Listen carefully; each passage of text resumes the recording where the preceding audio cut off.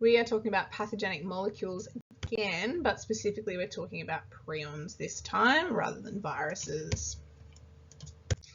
So prions, also pronounced prions, I'm going to say prions this whole time. They are the smallest known pathogen, and essentially what they are is this pathogenic protein. It's a normal protein that's found within the cell membranes of some neurons.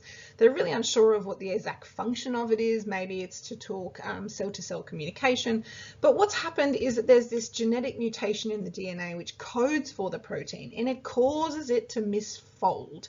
So, we know that proteins are a long chain of amino acids that are folded in a particular way. This one is kind of misfolded from the outset, okay?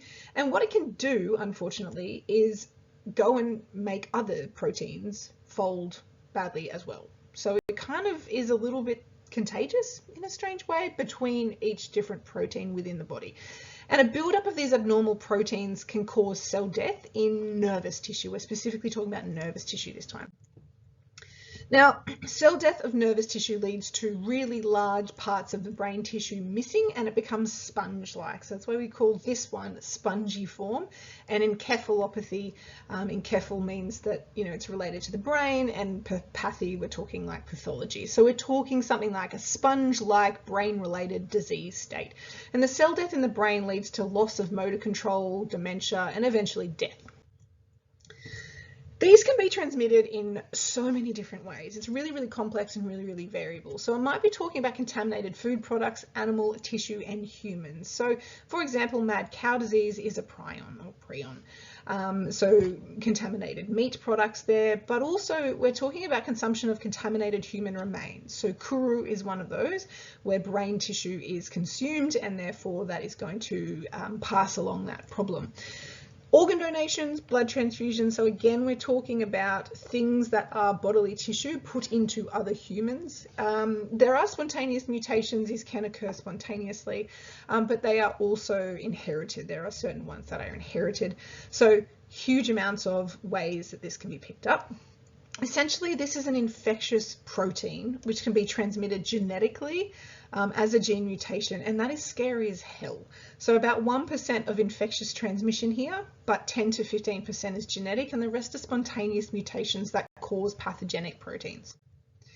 Now, this is probably the most famous one that we've heard of, mad cow disease in the UK. So in the UK, there was this practice involving processing waste parts of cattle, including their nervous tissue, and it recycled them back into their feed. So they're essentially eating other cattle. And eventually many cows became infected, and once they were eaten, it entered into the human food chain. So it became this bovine spongiform encephalitis. So once inside our digestive system, and it's absorbed like any other protein, into the bloodstream, it can cross into the blood-brain barrier and enter human nervous tissue. So these people, up until very recently actually were barred for giving blood. People that might have been living in the UK at the time, they're barred from giving blood because sometimes as the damage accumulates, you can't actually see symptoms for up to 30 years before it escalates and becomes fatal. So they can lurk in your system for a very, very long time. All right, kuru is a disease that mostly was happening in the Papua New Guinean highlands population. And what happened was women and children took part in a cultural practice where they were eating parts of the body of dead relatives. So particularly the brain and the internal organs. Men didn't often take part in this, and that means that it was disproportionately impacting women and children, and we're talking about ages of deaths here if you want to have a look at some statistics.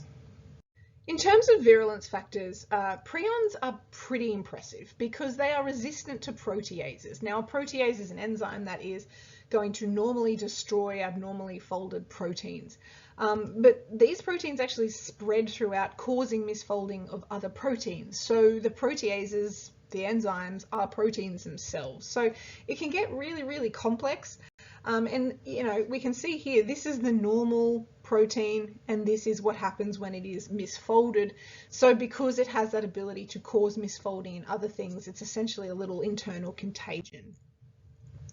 Normal decontamination strategies don't often work on these because we're used to using, say, high temperatures and things like that to denature proteins, but these are already misfolded proteins. So often these prions are resistant to high temperatures, protease enzymes, and UV radiation, which is the things that we use regularly to sterilize, say, surgical instruments so that there are no contaminants. So it's a pretty scary situation that it's not always possible to completely eliminate these from our environments.